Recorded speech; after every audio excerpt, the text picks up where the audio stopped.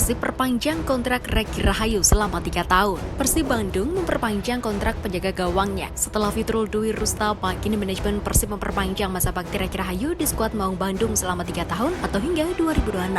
Keputusan ini berdasarkan rekomendasi tim pelatih khususnya Luizinho Pasal sebagai pelatih kiper Persib. Reki menyambut baik perpanjangan kontrak dengan Persib. Ex-kiper Persebaya Surabaya ini mengaku sangat nyaman dengan tim asuhan Luis Mia tersebut. Ia pun menyampaikan terima kasih atas kepercayaan yang diberikan Persib kepadanya. Reki berharap perpanjangan kontrak ini menambah motivasi agar bisa tampil lebih baik lagi musim depan. Selama memperkuat Persib di BRI Liga 1 2023-2024, kiper berusia 29 tahun tersebut memang beberapa kali dipercaya tampil. Tercatat, Reki tampil dalam 9 pertandingan selama 658 menit. Meski begitu, Reki merasa belum puas dengan penampilannya di bawah misteri gawang Persib. Namun dia bersyukur diberikan kesempatan untuk turun membantu Persib dalam beberapa pertandingan.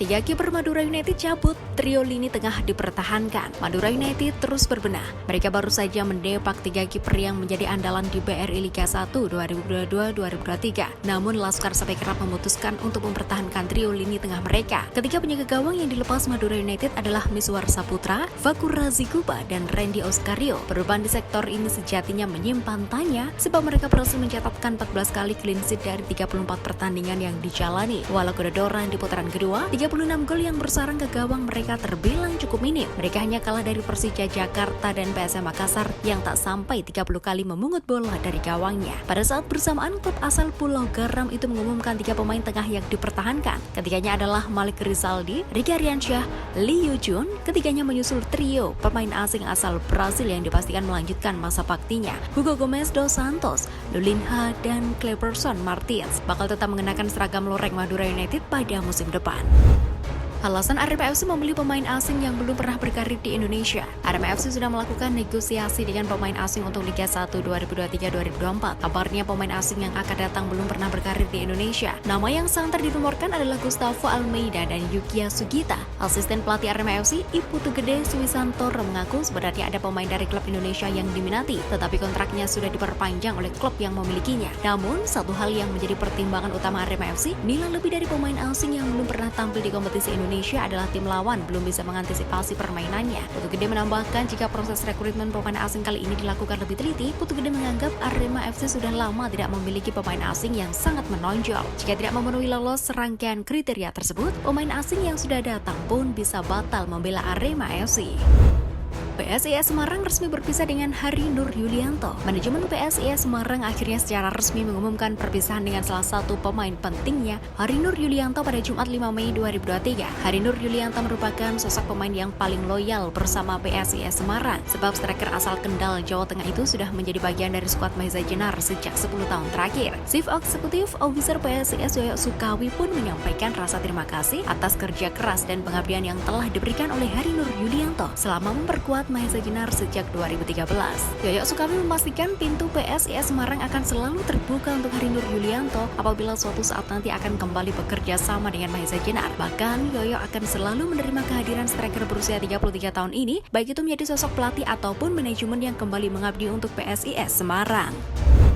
Thomas Doll cerita ke media Jerman terkait pengalaman melatih di Persija. Thomas Doll sudah pulang kampung ke Jerman sejak beberapa waktu yang lalu. Di sana pelatih Persija Jakarta ini menceritakan pengalamannya berkarir di Indonesia dengan media negaranya, Bill. Bill melaporkan bahwa selama di Jerman, Thomas Doll bereuni dengan mantan koleganya di Hamburg SV, klub yang dibawanya lolos ke Liga Champions pada 2006-2007. Arsitek berusia 57 tahun itu bernostalgia bersama para rekan sejawatnya itu di restoran Italia yang terletak di Hamburg, utara Jerman. Selama memoles Persija Jakarta di BRI Liga 1 2022-2023, Thomas Doll dilarang mengemudi. Pertimbangan keamanan disebut menjadi penyebabnya. Mantan pemain timnas Jerman itu memberitahu teman-temannya bagaimana rasanya ketika tempat tinggalnya yang berjumlah 60 lantai terkena gempa dan harus keluar secepat mungkin melalui tangga, tulis Bill. Atau bagaimana Persija tiba-tiba dibawa ke bandara oleh petugas keamanan dengan kendaraan lapis baja setelah tragedi Kanjuruhan di Malang, ungkap Bill.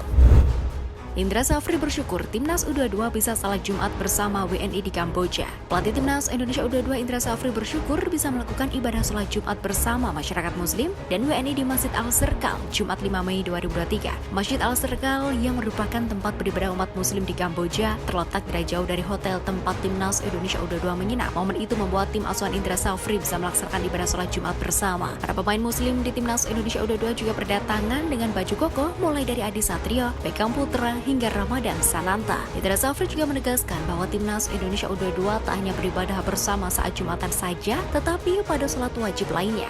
Masjid Al-Serkal terletak di ibu kota Phnom Penh. Masjid ini bukan yang pertama di Kamboja, tetapi yang terbesar. Asprof PSSI Jatim merencanakan turnamen pramusim dan undang klub Malaysia. Ketua Asprof PSSI Jawa Timur Ahmad Riyad berencana menggelar turnamen pramusim jelang bergulirnya kompetisi Liga 1 2023-2024 yang bakal dimulai Juli mendatang. Sebelumnya, PSSI dan PT LIB selaku operator memastikan turnamen pramusim tahunan Piala Presiden tidak akan digelar. Mereka mempersilahkan klub menyusun sendiri agenda pemanasan. Pria yang juga berprofesi sebagai advokat itu menyebut konsep ini bakal dibawa pada Kongres Tahunan PSSI pada akhir Mei nanti.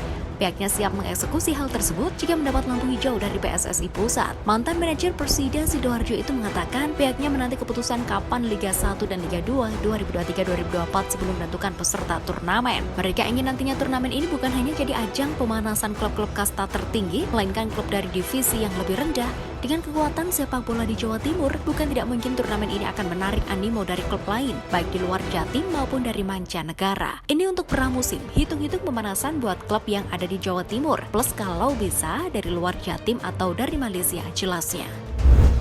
Media Argentina sebut laga Indonesia versus Argentina sebagai hadiah Pildun U20. Usai jurnalis asal Argentina Gaston Edul menyebut laga Indonesia versus Argentina kemungkinan akan digelar pada 19 Juni mendatang di Jakarta. Kini kabar beririsan juga datang dari negeri Tango tersebut. Kali ini bahkan dari salah satu media resmi Argentina, yakni Infobae, yang mengklaim bahwa Indonesia bisa dipilih sebagai lawan Argentina dalam agenda FIFA Matchday sebagai bentuk imbalan atau hadiah semacam balas jasa untuk status tuan rumah Piala Dunia U20 2023. Indonesia masuk sebagai salah satu dari 6 negara Asia yang kemungkinan akan melawan juara Piala Dunia 2022 itu. Menurut Infobae, laga Indonesia versus Argentina bisa jadi langkah pragmatis terkait status tuan rumah Piala Dunia U20 2023 yang sedianya digelar di Indonesia, dan karena masalah-masalah tertentu akhirnya pindah ke Argentina. Yang jelas kabar ini hanyalah salah satu dari kebanyaknya perspektif tentang pemberitaan Indonesia versus Argentina yang disambut dengan antusias oleh publik, termasuk pemain naturalisasi timnas Indonesia Sandy Walsh.